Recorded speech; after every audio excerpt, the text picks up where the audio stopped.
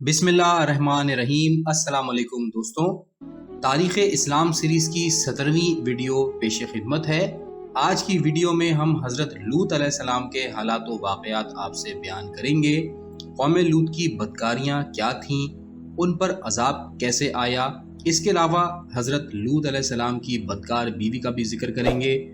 तो इस मालूमाती वीडियो को कंप्लीट देखिएगा और लाइक और शेयर करना भी मत भूलिएगा। तो आइए शुरू करते हैं। हज़रत लूत अलैहिस्सलाम खलील खुदा हज़रत इब्राहीम अलैहिस्सलाम के बिरादर ज़ादे और माँ की तरफ से खालाजाद भाई थे। आपका नज़्म नामा वालिद की तरफ से ये था: लूत बिन हारान इब्न तारुख बिन नाहूर बिन रागू बिन आबिर बिन शालिख बिन अरफश्त बिन साम बिन नू। आपकी वालदा वर्का थीं, जो हज़रत इब्राहीम की वालिदा तूना की बहन थी और हज़रत इब्राहीम अलैहिस्सलाम की ज़ौजा जनाब सारा की माँ थी। वर्का और तूना ये दोनों बहनें एक गैर मारूफ नबी की बेटियां थीं, जिनका नाम लाहज था। बाज़ मौरखीन ने हज़रत लूत अलैहिस्सलाम के नस्ब नामे में लूत बिन लाहज भी लिखा है। इसके अलावा हज़रत लूत को हज़रत इब्राहीम का चचाजाद भाई भी तहरीर किया है। हज़रत लूत अलैहिस्सलाम बाबुल में पैदा हुए। लफ्ज़ लूत लात से माखूज है, जिसके मायने शिद्दत मोहब्बत के हैं। मुफस्सिरीन का कहना है कि हज़रत लूत अलैहिस्सलाम को इसलिए भी लूत कहा गया कि इनकी मोहब्बत हज़रत इब्राहीम अलैहिस्सलाम के दिल में बहुत ज़्यादा थी। मौरखीन के मुताबिक हज़रत लूत अलैहिस्सलाम की रंगत सब्ज़ माइल थी। इनका कद दरमियाना और बदन छरेरा था। पाँव की पिंडलियाँ, हाथ की कलाइयाँ कदरे लंबी थीं और आपकी आंखें सियाह और बड़ी थीं। और आपका रूहानी हुलिया ये था कि आप नहायत ही आबिद और सखी थे, बेमिसल मेहमान नवाज थे।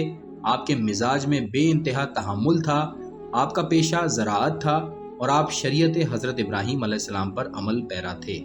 हज़रत लूत अलैहिस्सलाम हज़रत इब्राहीम अलैहिस्सलाम पर सबसे पहले ईमान लाने के बाद उनके हमरा हो गए और ज़िंदगी भर साथ रहे। हज़रत इब्राहीम ने जब बाबुल से हिजरत की तो हज़रत लूत अलैहिस्सलाम भी आपके हमरा थे, यहाँ तक के मकाम जबरून पहुँचे। वहाँ पहुँचकर आपको अल्लाह ताला ने रिसालत दी और आपको मुतफ़िकात में जाने का हुक्म मिला। ये वो मकाम है जो मकाम जबरून से 24 या 25 मील दूर उर्दन और शाम में वाक़ है। मुतफ़िकात जो है वो 5 शहरों या इलाकों पर मुश्तमिल इलाका था, जिनके बाशिंदे खुश किरदार और नेक लोग थे, लेकिन शैतान ने उनके किरदार को आहिस्ता आहिस्ता ख़राब कर दिया था और इस दर्जा बिगाड़ दिया था कि नतीजे में हलाकत के मुस्तहिक हो गए। मुतफ़िकात के इन नवाही इलाकों में जो वो 5 शहर थे, उन पर 5 बादशाह हुकूमत करते थे। सुदूम, इसके बादशाह का नाम बराह था। अमूरा, इसके बादशाह का नाम बरलाह था। अदमा, इसके बादशाह का नाम सनाब था। सबोयम, इसके बादशाह का नाम सैम्बर था। बलाह, इसको सुगर भी कहते हैं। यहाँ के बादशाह का नाम तारीख में नहीं है। बहरहाल इन 5 मकामात की आबादी तकरीबन बराबर थी और हर एक जगह 1-1 लाख अफराद रहते थे।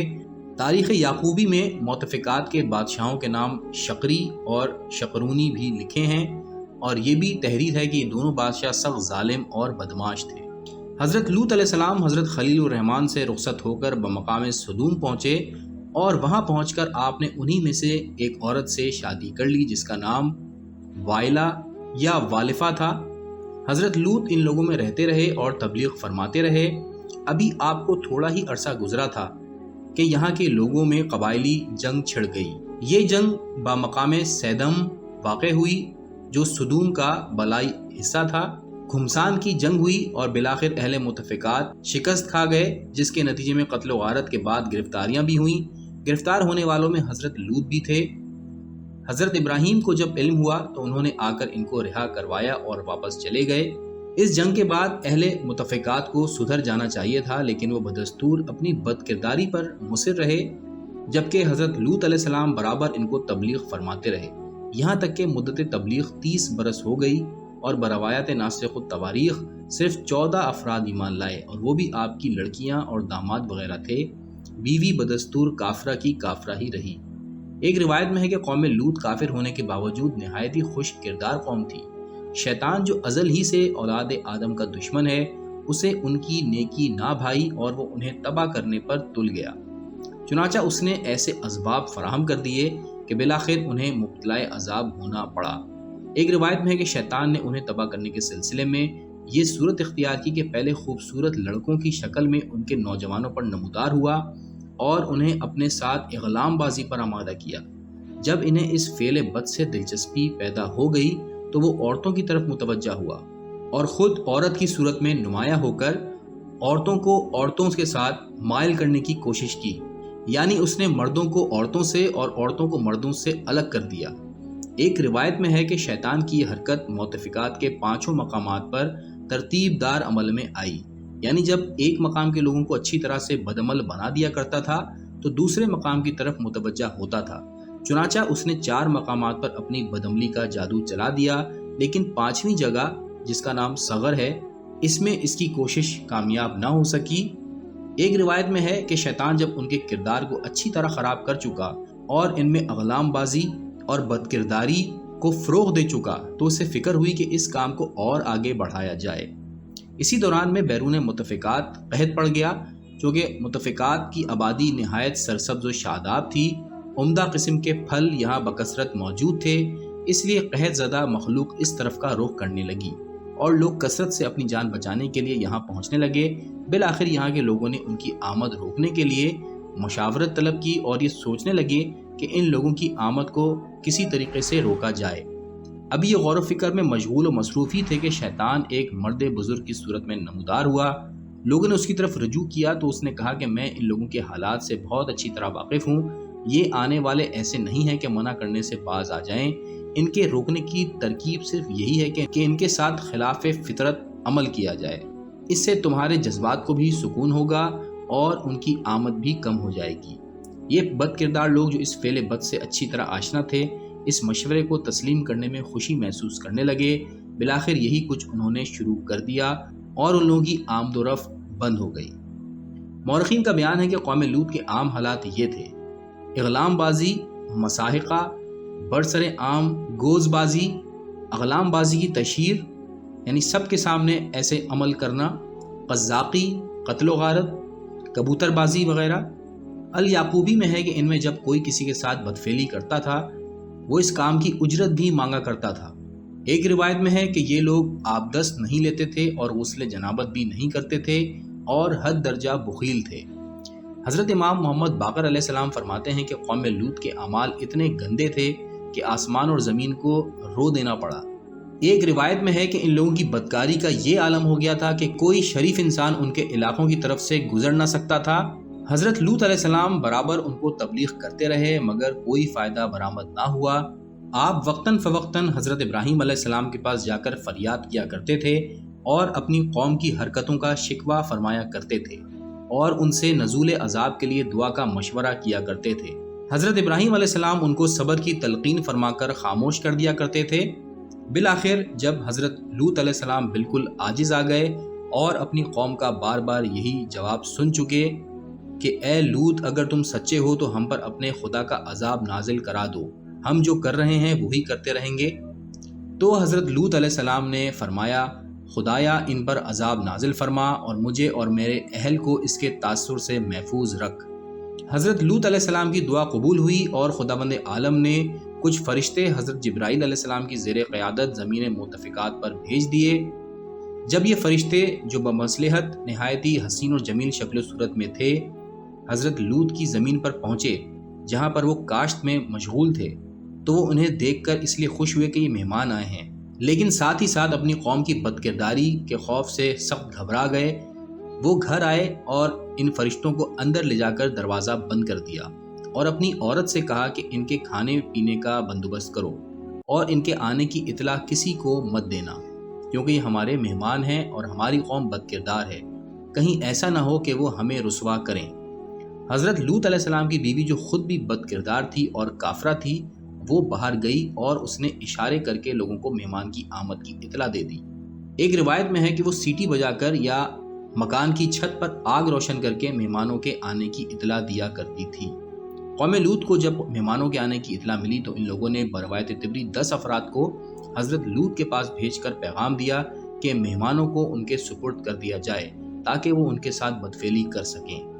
حضرت لوط علیہ السلام نے فرمایا کہ یہ کسی صورت سے ممکن نہیں ہے، ایک روایت میں ہے کہ حضرت لوط علیہ السلام نے جواب دیا کہ میں مہمانوں کی عزت کے تحفظ کے لیے اپنی لڑکیاں قربان کر سکتا ہوں، مگر یہ نہیں کر سکتا کہ مہمانوں کو تمہارے حوالے کر دوں۔ ان 10 افراد نے حضرت لوط کا جواب اپنے لوگوں تک پہنچایا اور ساتھ ہی ساتھ یہ بھی کہا کہ جو مہمان آئے ہیں وہ اتنے حسین اور جمیل ہیں کہ جتنے حسین آج تک ہم نے نہیں دیکھے۔ یہ سن کر ان لوگوں نے کہا کہ جاؤ اور جبراً ان کو پکڑ کر لاؤ۔ وہ واپس آئے اور اندرون خانہ داخل ہونے کی خواہش کی۔ حضرت لوط علیہ السلام نے مزاحمت کی، یہاں تک کہ آپ کا سر پھٹ گیا۔ اس وقت آپ نے اپنی بے بسی پر فریاد کی۔ یہ ماجرا دیکھ کر حضرت جبرائیل بولے، گھبراتے کیوں ہو؟ ہم تمہارے بلائے ہوئے فرشتے ہیں اور نزول عذاب کے لیے آئے ہیں۔ یہ سن کر حضرت لوط علیہ السلام مسرور اور مطمئن ہو گئے۔ ایک روایت میں ہے کہ ان لوگوں نے فرشتوں کی طرف جو ہی ہاتھ بڑھانے کا ارادہ کیا وہ اندھے ہو گئے۔ ناسخ التواریخ میں ہے کہ جب ان کے اندھے ہونے کی اطلاع دیگر افراد کو ہوئی تو انہوں نے ایک آدمی حضرت لوط کے پاس بھیج کر کہلایا کہ تم یہاں لاوارث آئے تھے، اب جب آباد ہو گئے ہو تو اکڑنے لگے ہو، ہم تمہاری جادوگری کو برداشت نہیں کر سکتے، تم صبح ہونے سے پہلے ہمارا ملک چھوڑ دو۔ حضرت لوط علیہ السلام پر ان کے اس کہنے کا کیا اثر پڑ سکتا تھا جبکہ ان کے پاس فرشتے مقیم اور موجود تھے، لیکن اللہ تعالیٰ کا مقصود بھی یہی تھا کہ لوط علیہ السلام اس علاقے سے باہر چلے جائیں تاکہ اس علاقے کے لوگوں پر عذاب نازل کیا جا سکے۔ چنانچہ جناب جبرائیل علیہ السلام نے حضرت لوط سے فرمایا کہ آپ اپنے بال بچوں کو لے کر یہاں سے چلے جائیں۔ حضرت جبرائیل کے کہنے کے مطابق آپ باہر جانے ہی والے تھے کہ لوگوں نے آپ کے گھر کو گھیر لیا، اور اس کی وجہ یہ تھی کہ ان کے ایک عالم نے کہہ دیا تھا کہ عذاب کے آثار پیدا ہو گئے ہیں، دیکھو لوط کو باہر نہ جانے دینا ورنہ عذاب میں مبتلا ہو جاؤ گے۔ حضرت لوط نے حضرت جبرائیل سے کہا کہ اب میں کیسے باہر جاؤں؟ اس کے جواب میں حضرت جبرائیل نے فرمایا کہ میں تم کو ابھی باہر لے جاتا ہوں۔ چنانچہ انہوں نے اپنے پر بٹھا کر ان لوگوں کو مکان سے باہر نکال دیا اور کہا کہ دیکھو روانگی کے دوران پیچھے کی طرف مڑ کر نہ دیکھنا ورنہ نقصان اٹھاؤ گے۔ چنانچہ وہ سب چلے جا رہے تھے اور کوئی مڑ کر نہ دیکھ رہا تھا، لیکن وائلہ جو زوجہ لوط تھی بار بار مڑ کر پشت کی طرف دیکھنے لگی اور وہ چاہتی تھی کہ کوئی مل جائے تو اس سے معلوم کرے کہ وہاں کے لوگوں پر کیا گزری۔ اسی دوران میں زمین موتفقات پلٹ دی گئی اور ایک پتھر وائلہ کے لگا جس سے وہ ہلاک ہو گئی۔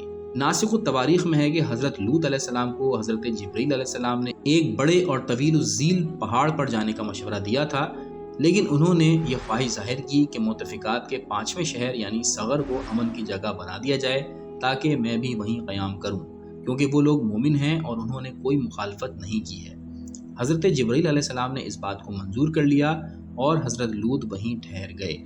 اس کے بعد صبح ہونے سے پہلے حضرت جبرائیل علیہ السلام نے اپنے پروں سے موتفقات کے 4 شہروں کو، جن پر تقریباً 4 لاکھ افراد کی آبادی تھی، زمین کے 7 طبقوں سمیت کاٹ کر پروں پر اتنا بلند کیا کہ آسمان دنیا کے قریب تک پہنچا دیا، پھر انہیں اس طرح پلٹ دیا کہ سب کچھ نیست و نابود ہو گیا۔ کتاب روضۃ الصفا میں ہے کہ وہ لوگ جو اس وقت ان زمینوں پر تھے سب کے سب ہلاک ہو گئے، اور جو ان زمینوں سے باہر سفر میں تھے ان پر علیحدہ علیحدہ ان کے نصیب کا پتھر ان کے اوپر گرا اور وہ سب ہلاک ہوئے۔ عجائب القصص میں ہے کہ قوم لوط کے تمام افراد کے لیے پتھر نامزد کر دیے تھے، جو پتھر جس کے عذاب کے لیے معین کیا گیا تھا وہ پتھر اسی پر گرا جس سے وہ ہلاک ہوا۔ مورخین کا بیان ہے کہ قوم لوط کا ایک شخص نزول عذاب کے وقت خانہ کعبہ میں تھا، وہاں سے ایک پتھر جو اس شخص کے عذاب کے لیے نامزد تھا خانہ کعبہ تک پہنچا تو فرشتوں نے اسے یہ کہہ کر واپس کر دیا کہ یہ شخص فی الحال مقام امن میں ہے، اس پر عذاب نہیں کیا جا سکتا۔ چنانچہ وہ پتھر 40 دن تک ہوا میں معلق رہا۔ جب وہ شخص کعبے سے باہر نکلا تو پتھر بھی اس کے پیچھے آیا اور اس کا وہ شکار ہو گیا۔ اب ایک واقعہ آپ کو عہد عبد المالک کا سناتا ہوں۔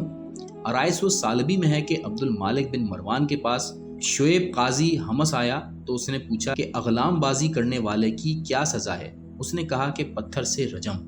عبد المالک نے کہا کہ اس کی دلیل کیا ہے؟ اس نے جواب دیا کہ قوم لوط کا ہر لوطی جو عذاب کے وقت زمین پر نہ تھا وہ پتھر کے ذریعے سے ہلاک کیا گیا تھا، وہ چاہے جہاں بھی رہا ہو۔ عبد المالک نے اس کے اس جواب کو بہت پسند کیا اور بروایت علامہ جزائری دنیا میں ہر لوطی کو پتھر کے عذاب کا مزہ چکھنا ہوگا، وہ چاہے کسی کو معلوم ہو یا نہ ہو، لیکن وہ شخص ضرور معذوب ہوگا۔ روایات میں یہ بھی ملتا ہے کہ حضرت لوط علیہ السلام نزول عذاب کے بعد مقام صغر سے ہجرت کر کے حضرت ابراہیم علیہ السلام کی خدمت میں موجود ہوئے اور تاحیات انہی کے ساتھ رہے۔ حضرت لوط علیہ السلام نے واقع عذاب کے 7 سال کے بعد ماہ ربیع الاول میں انتقال فرمایا۔